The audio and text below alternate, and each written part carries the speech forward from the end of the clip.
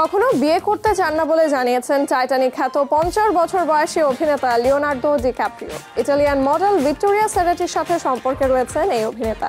মার্কিন গণমাধ্যম পেজ 6 অভিনেতার এক ঘনিষ্ঠ সূত্রে দাবি করেছে ডিক্যাপ্রিও নিজেকে কখনোই বিবাহিত দেখতে চান না, বিয়ে করার প্রয়োজন বোধ করেন না তিনি।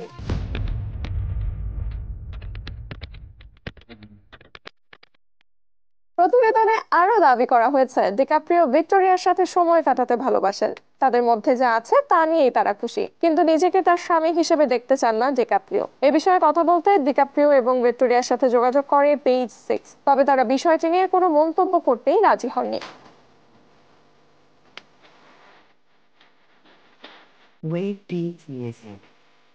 উল্লেখ্য, 2023 সালে কান চলচ্চিত্র উৎসবের পরিচয় হয় ডিক্যাপ্রিও এবং ভিক্টোরিয়ার। অবশ্য তারও আগে মার্কিন অভিনেত্রী ভিক্টোরিয়া লামাস এবং আর্জেন্টাইন মডেল অভিনেত্রী ক্যামিলা মোরোনোর সাথে নাম জড়ায় ডিক্যাপ্রিওর।